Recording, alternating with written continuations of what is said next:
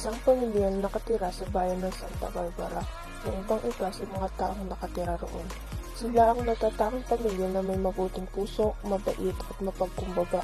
Ngunit meron silang kahinaan na dahilan kung bakit sila gustong-gusto ng mga tao na apilin at lapahin sila. At ito ay ang madaling magtiwala sa ibang tao, kaya hindi na nila alam kung sino ang tunay nilang kalaban.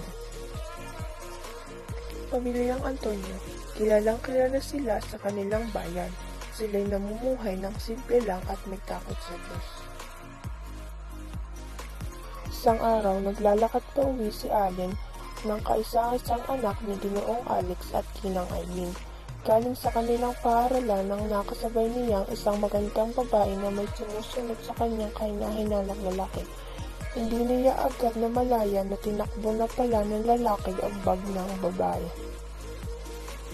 Sa nasaksihan ni Allen, siya'y nanghina at nalungkot dahil alam niyang marami pa rin nabubuhay na masasamang damo sa mundo, kagaya ng lalaking iyon.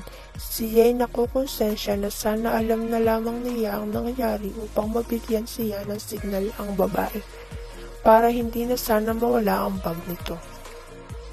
Nang makarating na sa bahay si Allen, hindi pa rin matanggal sa kanyang isipan ang nangyari. Kaya bago siya natulog, inanalangan muna siya na sana mawala na ang mga krimen at mabawasan na rin ang katiwalaang nangyayari. Pagkatapos ng kanyang mataimtim na pananalangin, biglang may lumuwanag sa kanyang harapan. Unti-unting nawala ang liwanag at nagpakita ang isang babae. Nagulat si Allen at hindi siya makapagsalita sa kanyang nakita. Ngunit nagpakilala ang magandang babae bilang isang Diyosa. Athena ang Diyosa ng katarungan at kaalaman. Tinanong ni Allen kung bakit nagpakita si Athena sa kanya. Sinagot naman ni Athena na napakinggan niya ang lahat ng kanyang panalangin at naparito siya upang bigyan ng isang kapangyarihan na tutulong sa kanya sa pagresolba tungkol sa kanyang ipinalangin. At ang kapangyarihan na iyon ay ang mga sumusunod.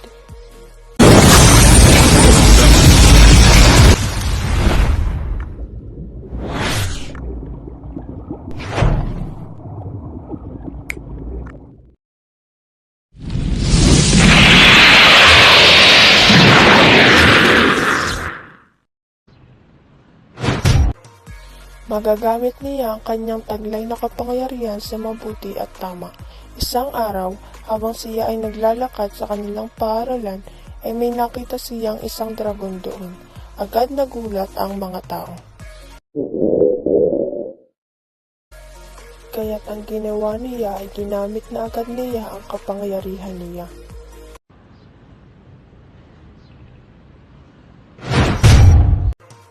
Napatay niya ang dragon. Masayang-masaya si Allen sa kanyang nagawa.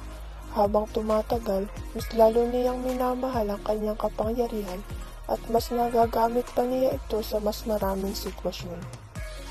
Isang araw, habang natulala si Allen at mukhang malalim ang kanyang iniisip, ay muling nagpakita si Athena sa kanya. Nagulat siya kung bakit biglang nagpakita ulit ang Diyosa sa kanya at inakala niya na babawiin niya ang kanyang kapangyarihang taglay niya. Lumapit si Athena sa kanya at biglang umiti.